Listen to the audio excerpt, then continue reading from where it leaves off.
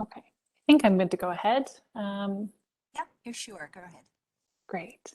Okay, so I'll begin just by providing you with a little bit of an agenda. So there's kind of three main parts to my presentation. The first part is just getting to know panic and anxiety. So we'll talk about the three-part model of panic and anxiety, the cycle of panic and anxiety, as well as understanding when panic and anxiety are problematic. We'll spend the bulk of our time talking about strategies. So this is strategies for youths and for caregivers. And then we'll wrap up with some discussion about parenting stress and self-care. Okay, so to start, what is panic and anxiety?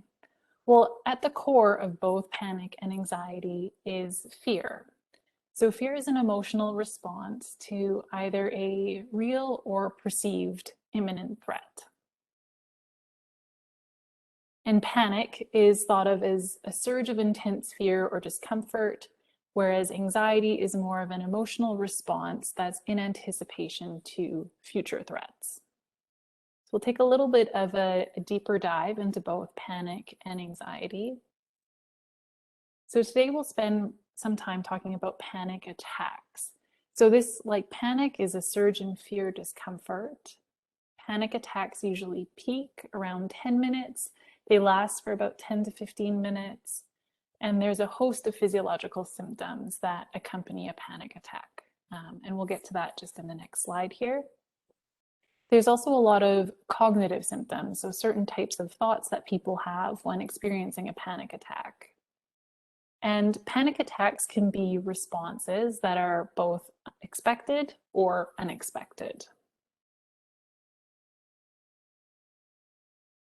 So the physiological symptoms of a panic attack are quite long. There can be a wide range, so people do not necessarily experience every single one of these.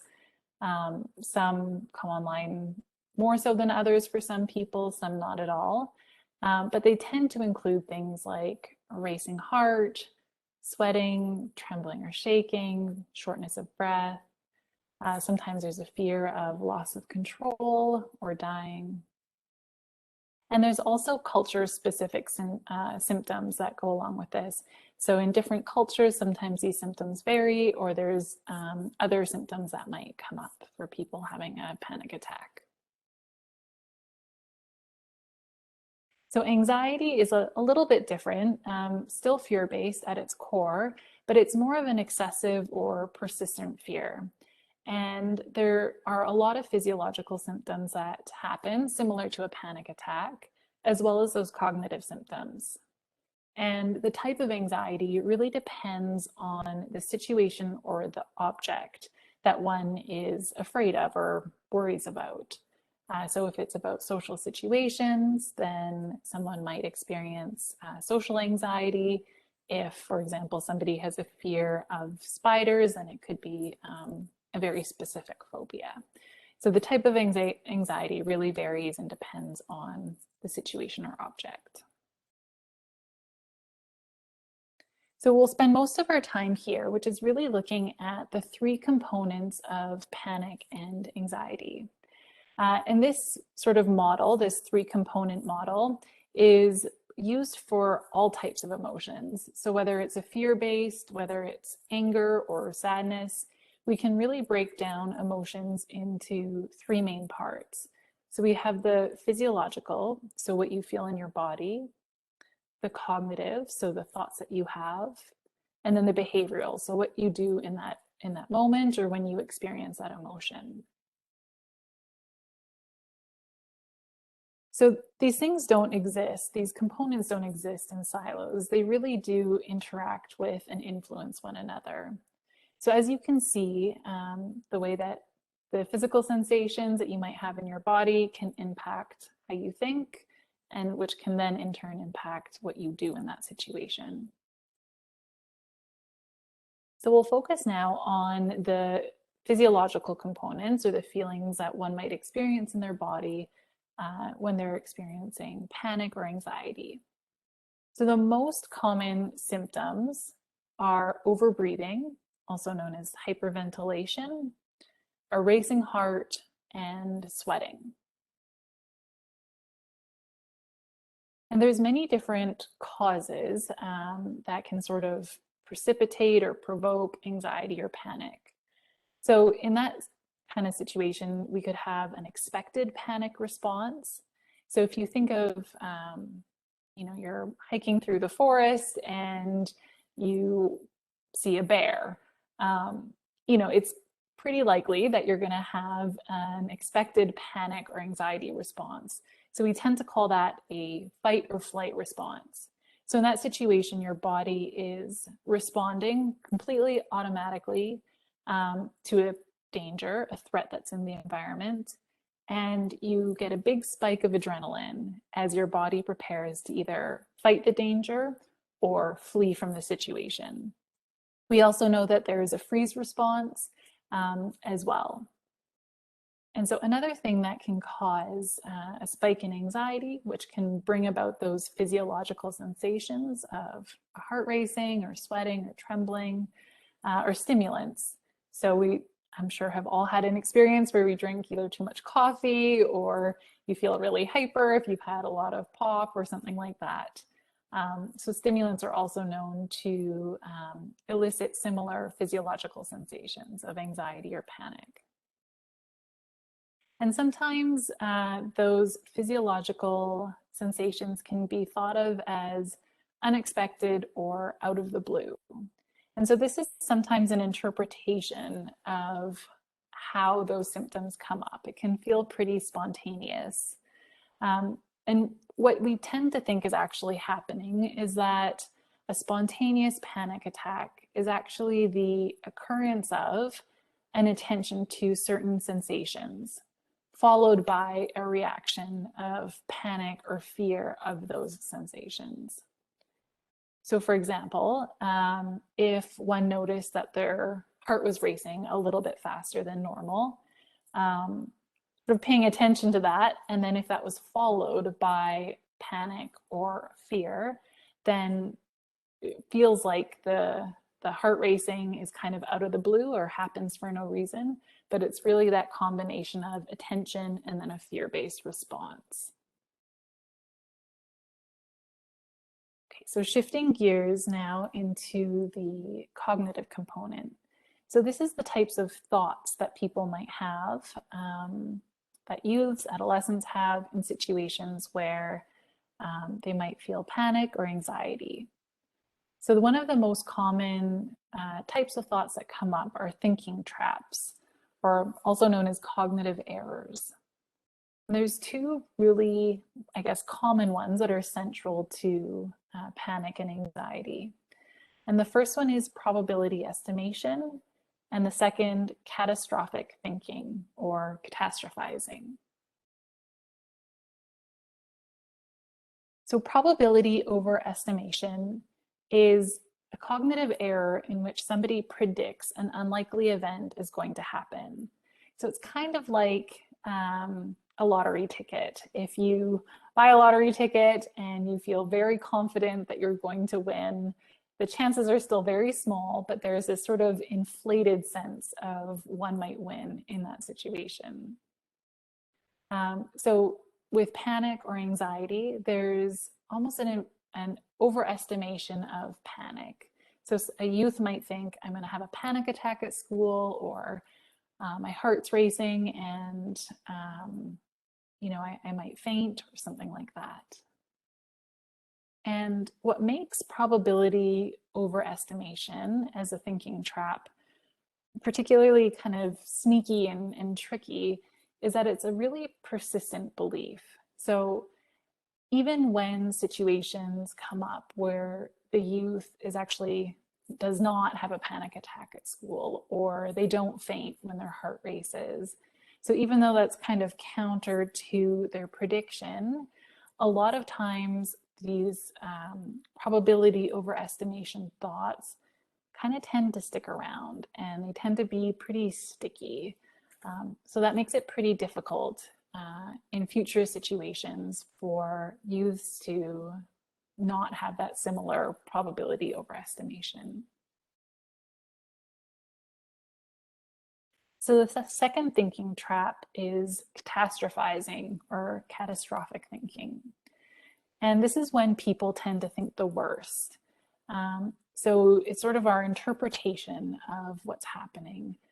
So if you notice that your heart is racing and you're starting to have a panic attack, you might jump to the absolute worst case scenario of I'm losing control, I'm dying, things like that. And what's like particularly, I guess, tricky also for this type of cognitive error is that when we pay attention to the symptom and we have that fear-based response, so we have a heart racing, and then we feel afraid of that physical sensation. Unfortunately, it actually serves to increase the symptom. So our heart tends to go even faster when we feel afraid, and that actually in turn increases the fear. So this one is a very kind of cyclical positive reinforcement cognitive error.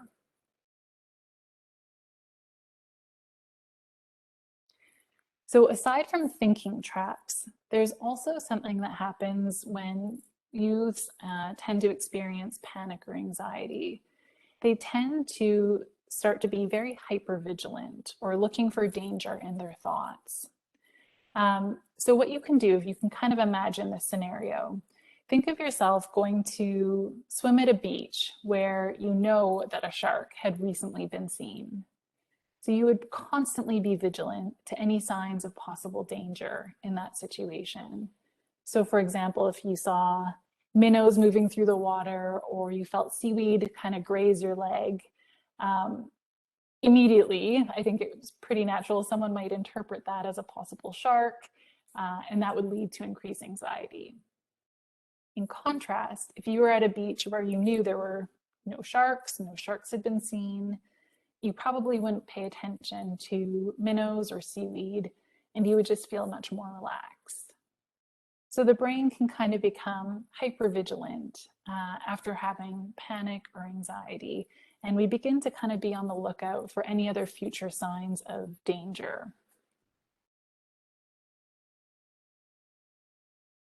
Okay, and now moving to the third component, so the behavioral component. So it really boils down to avoidance, and there's two kind of main types of avoidance. So these are things that people usually do when they're experiencing panic or anxiety.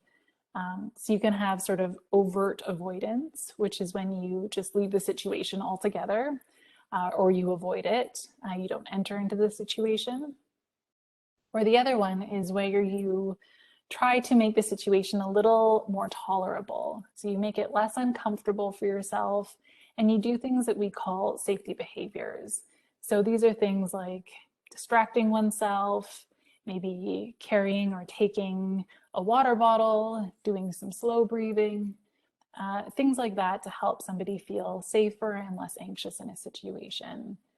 So that kind of creates some distance between themselves and that fear response. All right, so when we put it all together, those three different components, you have the physiological, so the feelings in your body, the cognitive, what you think, and then the behavioral, so what you do in those situations. And this can look a little bit different for everyone. So sometimes people have more physical sensations of heart racing, or they feel more nauseous. But that's kind of the gist of it, with some room for kind of a unique presentation for each person. Now, what makes panic and anxiety sort of continue on is that vigilance and avoidance. So usually we actually see like an initial panic attack or anxiety symptoms, even though they come online at one particular instance or in one situation. The ongoing panic or the ongoing worry that one might experience tends to look a little bit different. And that's usually because of the vigilance and avoidance behaviors. So those are really the types of interactions that keep this cycle really going. So if you were to think about it in a different way, really your brain kind of becomes like a watchdog after you've experienced a panic attack or panic symptoms. And you just are kind of more on the lookout for signs of danger or avoiding those types of situations again. But it's not all bad. So I know it all sounds kind of very ominous, and it's very uncomfortable to have experiences of panic or anxiety.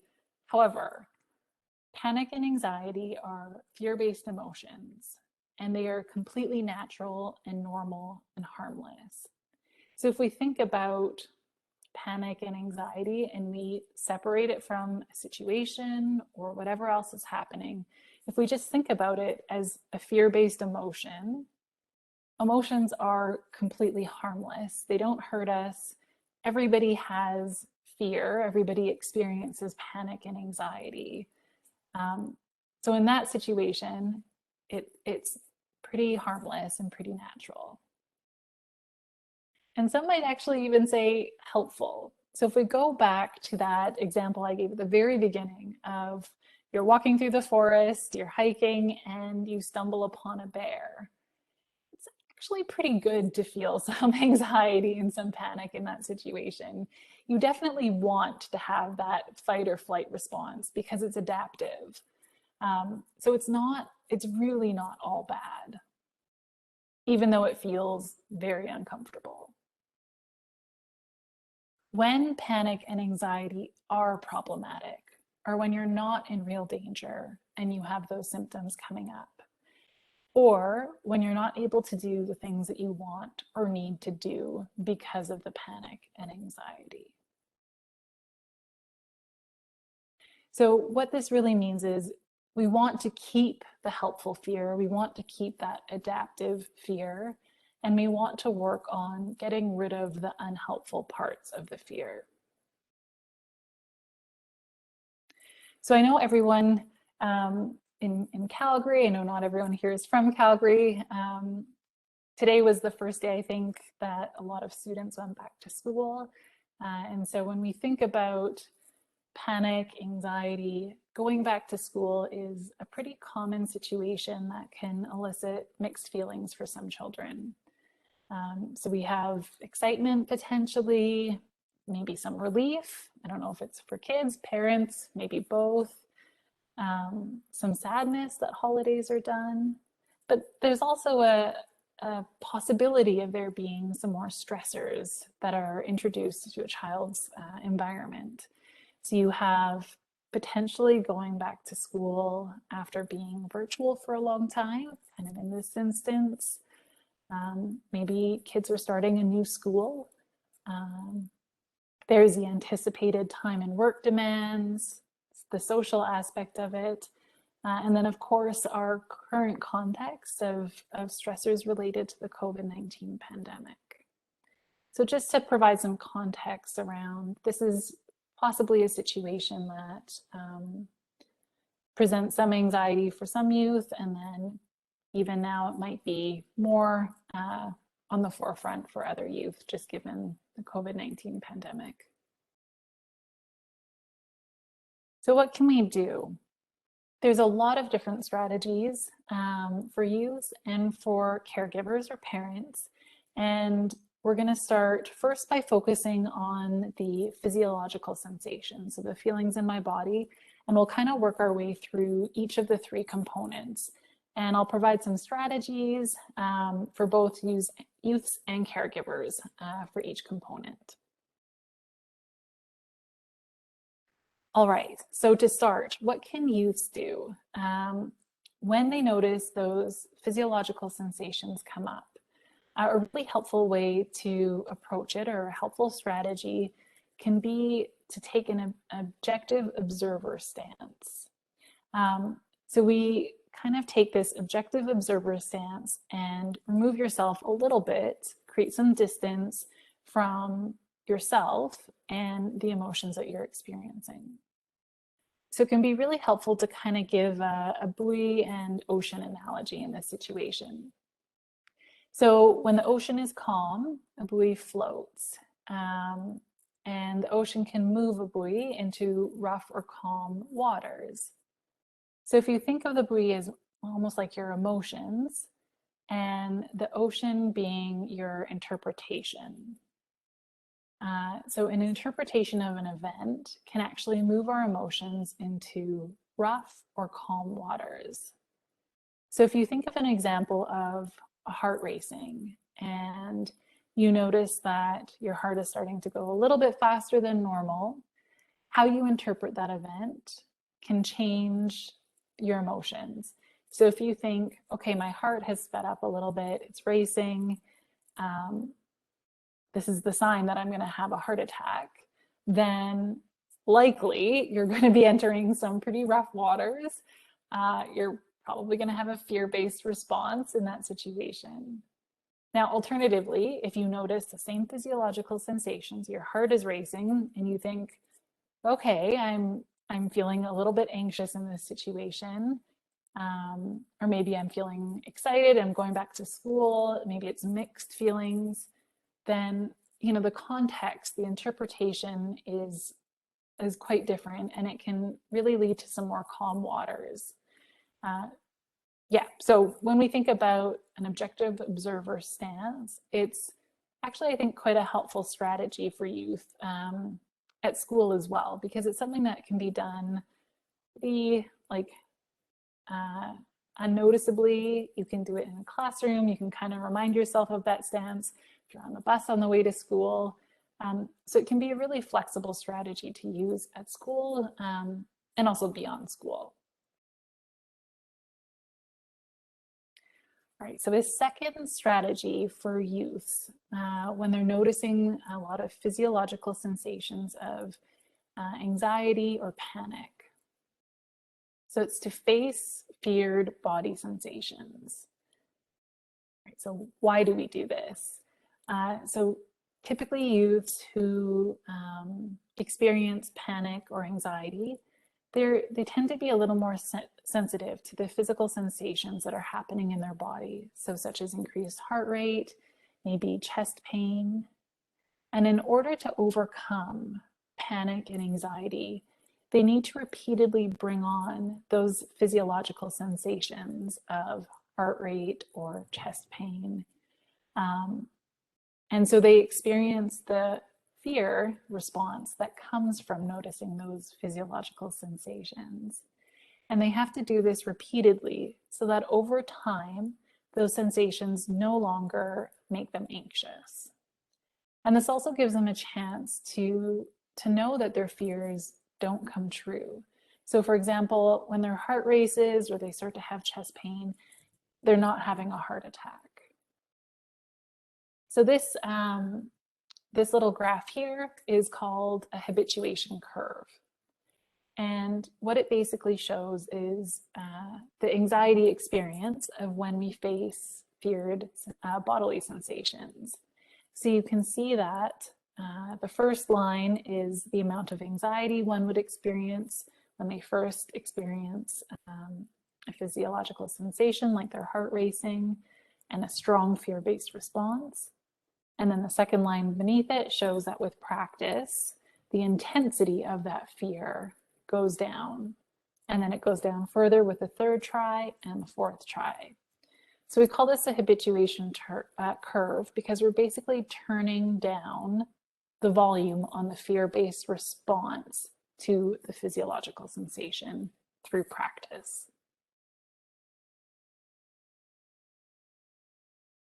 So here is a few different ideas that youths can do at home in order to elicit similar physiological sensations. And I'm in the handout, there's a list to the Anxiety Canada website, and so that's where I got some of these strategies from. So there's these ones and more on the handout. But just to provide some information, so you can face your feared body sensations by running up and down the stairs for a few seconds, or shaking your head from side to side, or staring at your hand for a few minutes. And what you can do across these different types of activities is really bring about the same types of physiological sensations that happen in panic or anxiety. And what you do is, as you practice these, you sort of turn down that volume on the fear-based response because you practice getting used to that physiological sensation. So there's different steps that can be taken in order to sort of systematically practice that habituation curve, or turning down the volume. Again, if you go to the Anxiety Canada website, they provide a lot more detail than I can really sort of get into just within the time limits of the presentation. But I do want to give you just a quick overview of what it's like. So the first step would be a little bit of preparation with your youth. So they would pick an activity that ideally would map on to the types of physiological sensations that they experience. So remember how it's a little bit unique to each person, right? So if they are somebody that experiences a lot of shortness of breath, then maybe the running up and down would be a good place to start. And you want the youth to rate their anxiety on a scale from 0 to 10, with 10 being a lot of anxiety. Just so, you know, before you start this activity, you can kind of get a sense of where they are on that curve, how intense their anxiety or panic is. And then as they practice that activity, we call these activities anxiety exposures. You want the youth to rate their anxiety every few seconds. And so this will just kind of allow you to map the trajectory of their anxiety throughout the exposure activity. And at the end of the 30 seconds or 60 seconds or a few minutes, you'll have the youth rate their anxiety again. And what you're looking for is to just see how their anxiety changes throughout the duration of the activity. And ideally, what you'll see is anxiety goes up as they are about to start and first start the activity, and then it eventually goes down. And depending on where that end rating is, you might want to repeat the anxiety exposure activity. Ideally, we aim for their anxiety to be about half of what it was to start. So if that takes 2 or 3 practice rounds, then that's fine. And you can kind of decide what that would look like when the practice would occur. But that's kind of how you would practice, just building up some experience and toleration of the physiological sensation, which ultimately helps turn down the fear-based response. And just another sort of tip that can be helpful. I've had feedback from clients who've really enjoyed these activities and found it quite fun when their whole family participated. So it just kind of builds a little bit of camaraderie, I guess, and helps them feel like there's other people doing this, and everyone can sort of rate their anxiety and practice it together. All right, and the last strategy for youths to manage those physiological sensations are some relaxation strategies.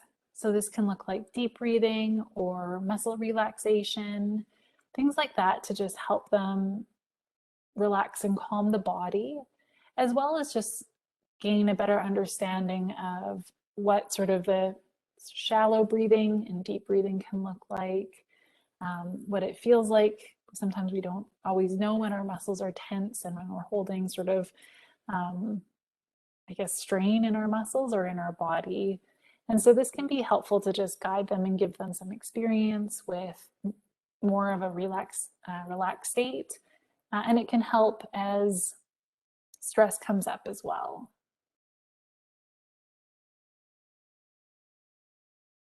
Okay, so quick summary. So we've got the 3 different components of panic and anxiety, and we've looked just at the youth strategies for managing physiological sensations, or those physical components of panic and anxiety. So now, what can caregivers or parents do in those situations to help with the physiological sensations? Really, the key strategy is emotion coaching. So what this looks like is staying calm in the moment when your youth is starting to feel nervous, starting to get anxious, or worrying about something that might be coming up. You want to stay calm, help them label what it is that they're experiencing. So, you can let them know, you're starting to feel anxious, and you want to validate that experience for them. So you want to let them know, like, that kind of makes sense because either you haven't been to school in a long time, we were on summer holidays, or maybe you're going somewhere new, it's a new school, which can be scary. So you really want to validate the emotion that they're experiencing and label that for them. And then remind them of some of the skills that they've learned. So you're starting to feel anxious. That makes sense because you haven't been to school in a long time. Remember to use some of your skills to help yourself calm down. So ideally, if a youth is kind of aware that these physiological sensations are happening and the panic is kind of starting to build up and they're starting to show some fear response, this is a good cue for them. It's really soft and gentle and helps them manage the panic and it goes away. If it doesn't, stay the course. So remain calm, continue to label that for them. So if the initial panic goes into a full-blown panic attack, it can be stressful as a caregiver to see that.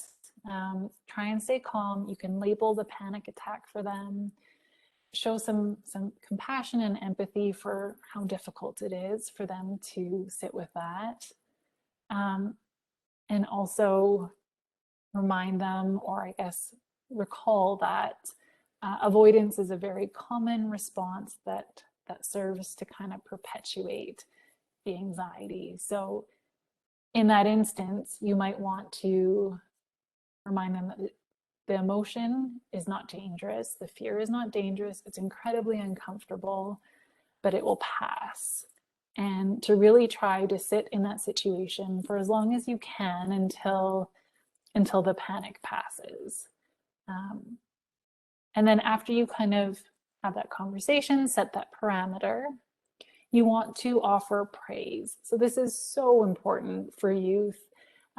This is an incredibly difficult situation for them. It's so uncomfortable, and really just praise the heck out of anything that you can that they've demonstrated in that whole experience, whether it's they didn't leave the situation, whether they tried their best to stay for as long as they could, whether they remembered a skill that they had learned to help mitigate the anxiety. Whatever it is, really try and acknowledge that you notice them. You notice that they were making an effort to manage the anxiety and panic. The other thing that can be helpful is to offer a post-panic reward. So, we can't leave, otherwise the panic wins. So let's stay here until it passes, and then we'll get ice cream, or we can watch an extra episode of your show together or something like that. Okay, so quick summary again. Now we've added the caregiver strategy for physiological sensations. And now moving to the cognitive component piece. So the strategy that is really effective for youth around panic and anxiety is to practice something called detective thinking. And so this is also really just sort of catching themselves when they're having or falling into a thinking trap. So the first step is to be more mindful of one's thoughts and to know that our thoughts are not necessarily true. They're not facts. So we want to identify and challenge any assumptions or misinterpretations that we might be having that actually increase anxiety or provoke panic reactions. So you really want to approach your thoughts like a detective. Treat them as hypotheses, look for evidence for and against the worry thought. So sometimes the finding evidence for seems counterintuitive. But usually there's probably a pretty good reason why a youth is feeling nervous about a situation, whether it's social expectations or they haven't been to school in a while. Those are pretty good reasons. And also, we know that it doesn't necessarily mean that they're going to have a panic attack or any anxiety that they do feel. It's not going to be catastrophic. So we can also balance the evidence for with the evidence against whatever worry, thought, or prediction they might be having. And we want to look at what else could be happening in that situation. So, it's not necessarily true that when your heart races, you're having a heart attack. It could also be feelings of anxiety or feeling nervous for a presentation or whatever it is. Okay, what can caregivers do? Similar thing, model those detective thinking skills. So really, if you catch yourself going into situations where you might feel nervous, and we all have them, it's really helpful to sort of articulate your thought process out loud or just kind of verbalize what it's like for you as you're facing a fear or a challenging situation. It not only models that you're sort of challenging the fear, but also that you are continuing to put yourself in the situation or move forward with the situation. And it really normalizes that experience. So being able to talk about the fear is also really good. So, if future situations come up, your youth can know that, my caregiver, my parent also experiences fear sometimes, and it's okay to talk about it. And again, praise, praise, praise. So whenever you notice them sort of evaluating a worry thought, using those detective skills, really try and catch that and praise them for it.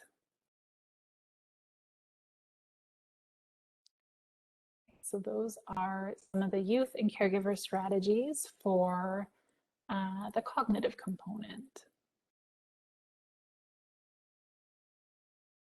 And now moving into what can youth do when they're in situations where they want to engage in avoidance.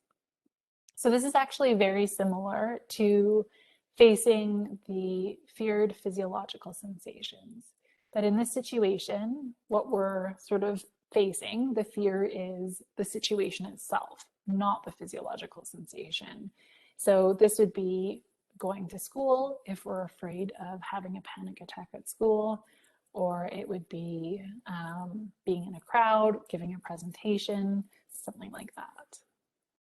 And so very similar, we know that with anxiety, we have a habituation curve for feared situations, just as we do with physiological sensations. So as we put ourselves into a feared situation, of course, our anxiety, our panic is going to increase.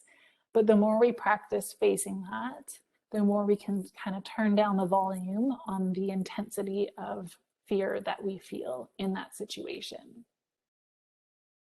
And to really sort of elaborate on what that avoidance can be like for a youth, oftentimes helping them understand that avoidance perpetuates fear because we don't get to learn that the situation that we're in is not that scary. And they don't get to experience the confidence that they can handle that situation. They can be in that situation and be okay. So that's kind of how avoidance works to increase and perpetuate fear.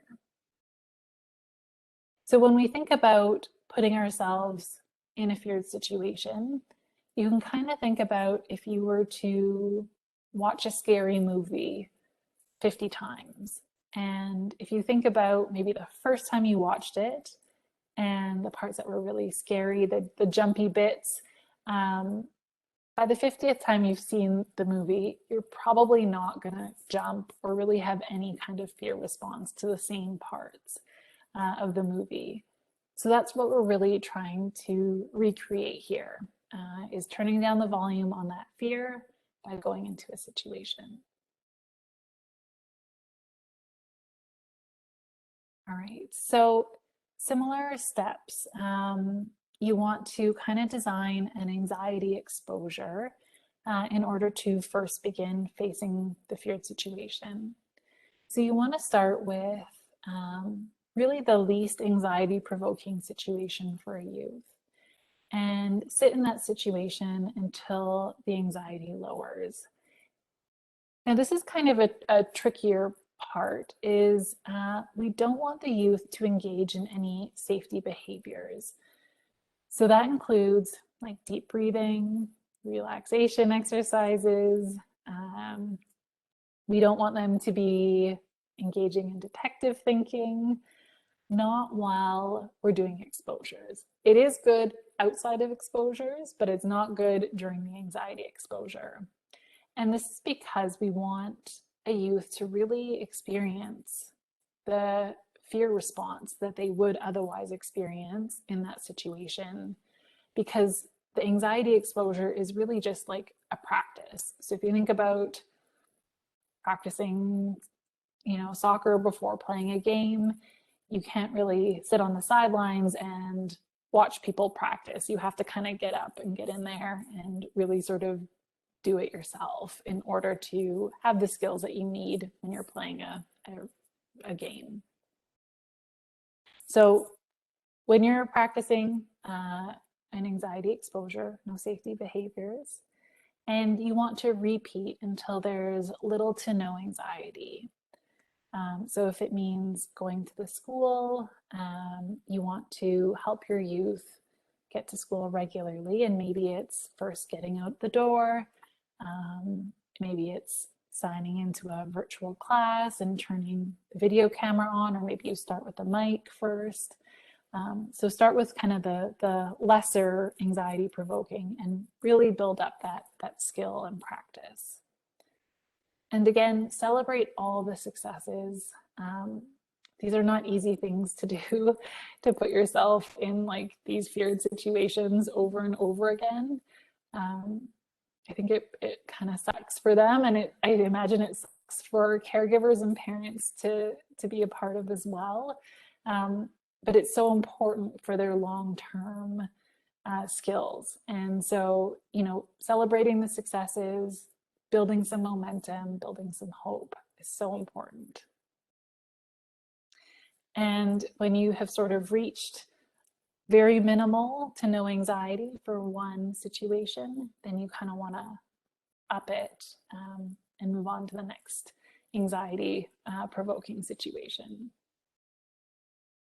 Now, one other tip, just for kind of around school and going back to school, sometimes we can kind of target that panic and anxiety indirectly. So yes, definitely do those anxiety-based exposures, but sometimes you can also just sort of gradually put yourself in that situation of being at school. But you can do fun things while you're there. So go to school and have a picnic, or go on the field and play soccer, or whatever it is that you want to do. But spending some positive time and doing some enjoyable activities around the school or on school grounds can also be really helpful.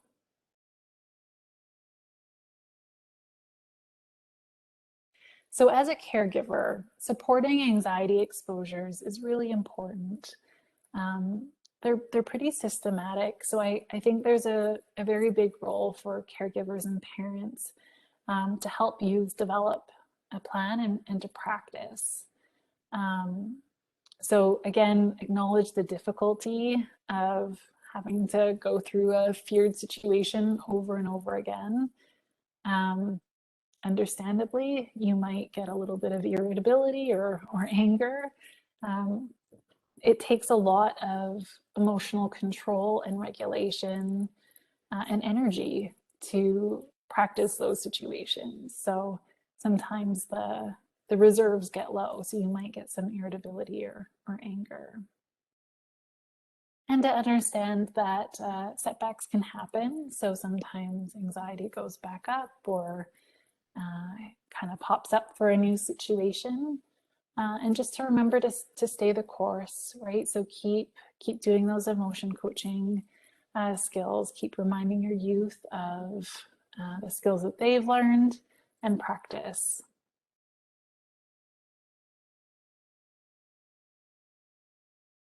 Okay. And so something else, just sort of more broadly that caregivers can do or be mindful of when supporting anxious youth. So the type of approach that one takes is really important. So there's three kind of more common approaches that come from a really good place from caregivers, and that's either that kind of pushing approach, a giving in approach, or anticipating the needs of your youth. So when adults or caregivers push, they do so out of worry and love. You know, they often see the kind of challenges or setbacks or consequences that happen as a result of anxiety or panic or avoidance. And it's, you know, we do want them to face their fears.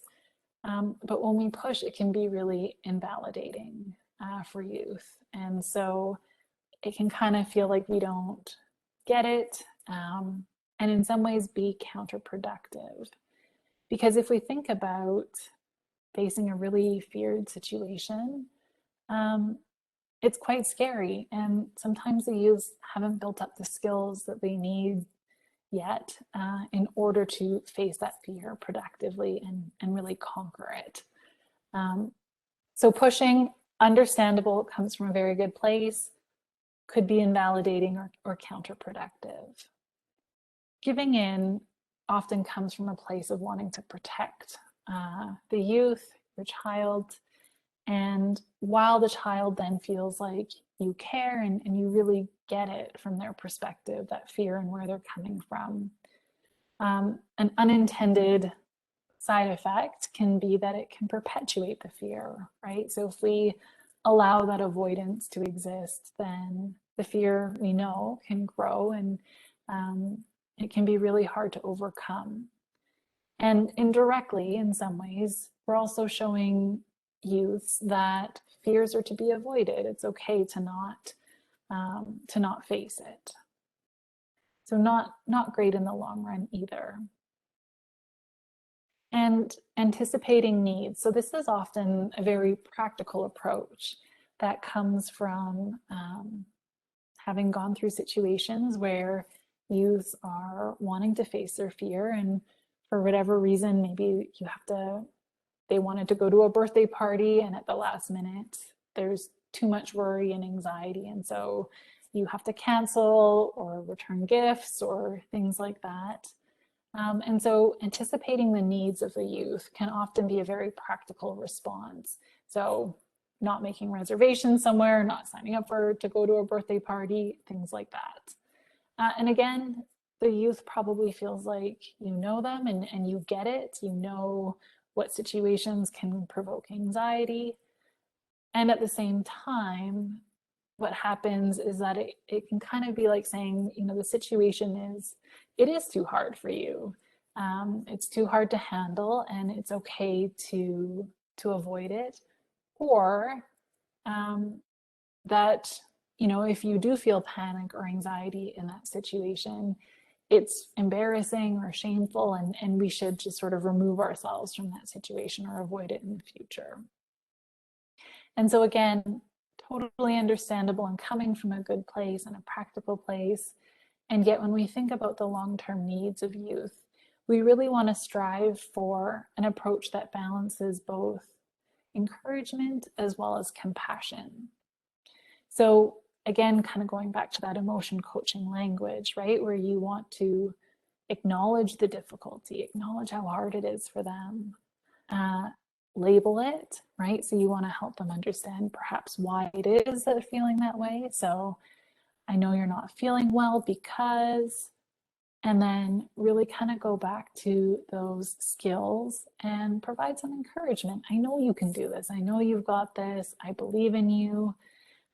you've learned such great skills. Things like that can really be sort of that middle ground approach. All right, and so again, this is kind of more depends on the age of your child in terms of how much autonomy they might have in this, in designing strategies or exposure activities, things like that. But you know, if you have a 15, 16, 17-year-old, it's really important to allow for autonomy. Same with if you have a young child as well. But it's really important for them to have a voice and a say in this. At the end of the day, if they're not interested or motivated, you know, you can encourage and you can be compassionate. And it's really hard not to push. I know I've been there. I've wanted really for youth to sort of take that leap of faith in themselves, and sometimes they're not ready, and we can sort of plant those seeds and return to it. But it's really important to allow for them to have some autonomy in this. And another way to kind of indirectly help build that momentum and motivation is to just have them voice kind of what are the sort of pros and cons to practicing, or, you know, think about some of the ways in which anxiety has kind of prevented them from being able to do things that they want to do. A lot of youth want to go to school and want to have a great time and go out with friends. So usually there's a lot of motivation that's already there. It's just the fear kind of gets in the way.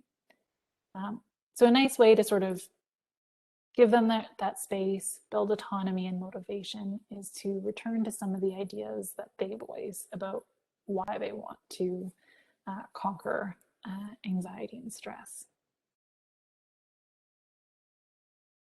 Okay, and then lastly, if the sort of alternative to facing fears is really good, the motivation to face fears can be lowered.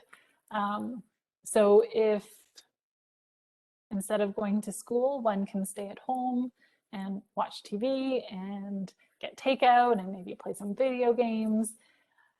I mean, very, very supportive, but of course that is a very enticing alternative to going to school and being afraid. So not to say that being at home needs to be a consequence, but we want to make sure that we're just being mindful about how enticing the alternative is.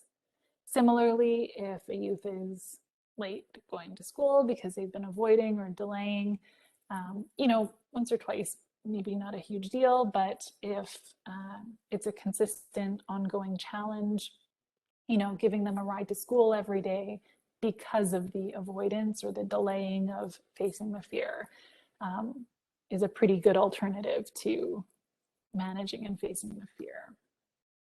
So ideally, you want to work towards a compromise, encourage the youth to do as much as he or she is willing to do, revisit those sort of rationales, the reasons for working through panic and anxiety, help them practice, sort of be their cheerleader, be their coach, and then praise, really catch the positives that are happening, the efforts that they're putting into this practice. All right, so here is sort of an overview of the different strategies that map onto each component for both youths and caregivers. But now I kind of want to switch gears a little bit and focus on the parents and caregivers. So we absolutely know that this kind of whole thing is a lot. It takes a lot of support and a lot of energy. And when that happens, that can cause stress for parents and caregivers. So it is so important to also be mindful of your own needs and engage in your own self-care as you're sort of supporting your youth. So this is a research study that I conducted as part of my PhD. I looked at parenting stress and how it influences the ways that parents teach children about emotions. So emotion socialization means the ways that we teach children about emotions. And we can do this both directly by talking about emotions, expressing emotions ourselves, responding to children's emotions in certain ways. And these different types of responses, some can be more supportive in terms of helping children get comfortable with emotions, talk about them, and some are less supportive. So the supportive socialization responses, so things that parents and caregivers do that are supportive, responding with compassion and encouragement when children express emotions, for parents and caregivers to talk about their own emotions and to have conversations with youth about how they were feeling in situations, how they navigated fear, for example. And then we know that unsupportive socialization practices can be more minimizing children's emotions. So like, oh, that was nothing, like you're fine, you know, get over it kind of thing. So it's minimizing, dismissing, or punishing when children express emotions. And so I had a very, very good response. A lot of parents let me know about their parenting stress levels, and we also looked at their emotion socialization practices, and we found that parenting stress actually accounts for about 25% of the ways in which parents respond unsupportively to children's emotions. So what that means is when you are stressed, when you are feeling stressed, it can have an impact on the ways that parents respond to children's emotions. So I say this because I think it's really important that parents also and caregivers take that time for themselves outside of that parenting role. Okay, so here is something that I really like to share with parents. It's called the window of tolerance. And so if you think about it's kind of your ability to manage things, and if you think about it as kind of like a window. So we have this kind of window of tolerance where, you know, stressors pop up day to day. If we have a good window, we can kind of manage it, no problem. And we just move on to the next thing. If we have a smaller window of tolerance, then stressors can push us over into hyperarousal or hypoarousal. And so these are both different types of stress responses, one in which we get really anxious or angry or overwhelmed. Your body kind of goes into fight or flight. Or alternatively, hypoarousal is that sort of disengagement, that burnout, that like just taking a step back and your body sort of is like, no more. And this is sort of your body's way of responding. It's not like a conscious choice where you get to turn up or turn down your window of tolerance. But the things that you do to take care of yourself do impact your window of tolerance. So things like having enough sleep or exercise, eating, it looks different for everybody. So whatever it is that helps you feel good and like you can sort of manage stressors that pop up, that is really important to be aware of and to build in time for outside of your parenting role, because that does have an impact not only in your own happiness and stress levels, but in turn how you respond to children and that emotion socialization piece. Relaxation strategies, of course, it's still really important for parents to engage in deep breathing, box breathing, meditation, whatever it is that helps you relax and unwind. This is kind of similar to enjoyable activities. So things that help you feel good, that bring you joy, whether it's going for a run, having a cup of tea in the morning. It's really important to make time for those things. You have to we talk about like putting on your own oxygen mask before putting on someone else's. I guess if you think of a plane analogy, at the beginning of a plane, they always tell you to put on your own face mask or oxygen mask first. So again, really important to do that as a parent or a caregiver, just for yourself as well. And then lastly, enhancing your support network. So we know that there's actually a large body of research that says that having a support network, whether it's family or friends, therapist, is so important for parenting stress levels. So if you feel like, you're kind of tapped out and you're feeling really overwhelmed, reach out to somebody. If your child is really struggling ongoing and you think it would be helpful to get some other supports in place, psychologist, counselor, maybe they're in a boys and girls club or peer mentoring or something like that. It's really important to seek out those supports. As they say, it takes a village. Okay, so just some quick references and acknowledgements. And I think I will pause here and just open it up for any questions. So I'll close my screen here, just because I can't see. Oh, yes. We've got a question here. When and how much do I push for my kid to face going back to school? I think he has school refusal. Okay, yes. So that's a really good question. And I'm really glad you asked that. That is a very tough situation. So school refusal is, it's a spectrum of behaviors in which children really struggle to attend school, and it can either look like some avoidance or not going altogether. I think in that situation, I would say either probably connecting with the psychologist, either at the child's school or with the principal, I think would be helpful. And I say this because I think school refusal can be quite entrenched if your child is not attending school at all. And in that situation, it's really helpful to have people working with your child to manage anxiety. Probably also some strategies from the school are needed. So things that the school can do to make the school environment more tolerable.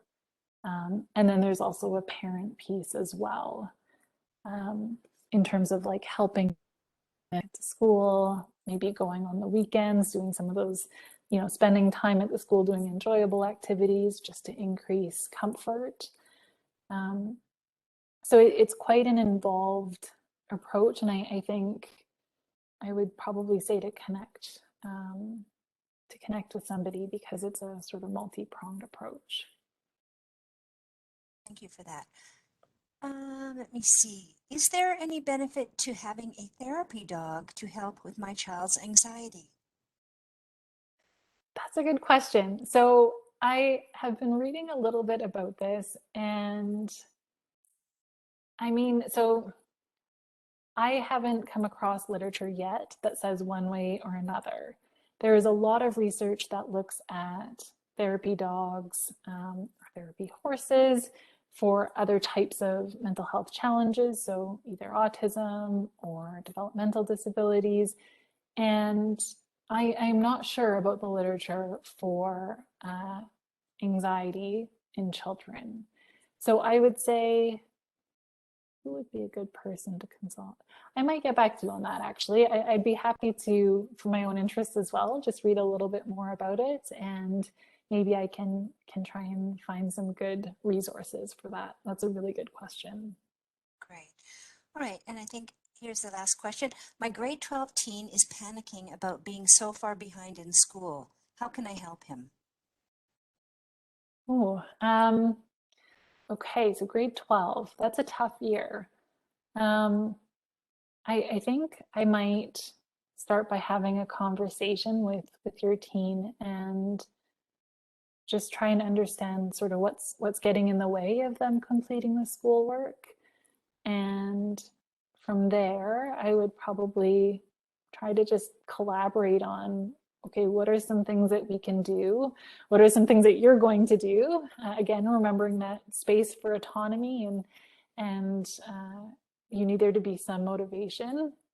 And then also ask your team, like, what do you want me to do? How many reminders do you want? How many, like, can we set up a schedule? Can we build in some rewards? So, you know, if you do one assignment tonight or an hour of homework, maybe an assignment would be better than hour because you could sort of track that a bit easier than in terms of progress.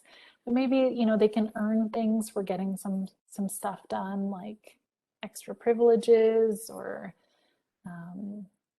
yeah, little things like that. All So right, we I actually have, oh, sorry, Chelsea, yeah, sorry, go oh, ahead. that's okay. So I think I would start there just by having trying to collaborate with your team about that and trying to set up a bit of a schedule and routine. All right, well, actually, one more question. How can I mitigate separation anxiety in my grade 2 child? Yesterday was a very upsetting day for her. Oh, yeah, I can imagine. Um, yeah, so again, I guess very similar strategies to the panic and anxiety that I'm pointing to my computer monitor. You guys you can't see that. To the other strategies that we were covering. So I think trying to be encouraging and compassionate about the fear that comes up. It's very real. It's very understandable and happening for a very good reason. And also, um, there's some gradual steps that can be taken to face that fear of being apart, and maybe you can build in some times where there is some natural separation and just kind of do that gradually, um, and again building in some rewards, praise along the way. All right, wonderful. Well, I want to thank Chelsea. CES is fortunate to always have great speakers give freely of their time and expertise, and this evening was no exception. I also want to thank all our attendees, parents, teachers, everyone who, after a busy day and during back to school, have made the time to learn how to better help youth in their care. Please register for future CES sessions and do share our newsletter. Thank you, everyone, and good evening. Thank you, Chelsea. Thank you. Bye-bye. Bye.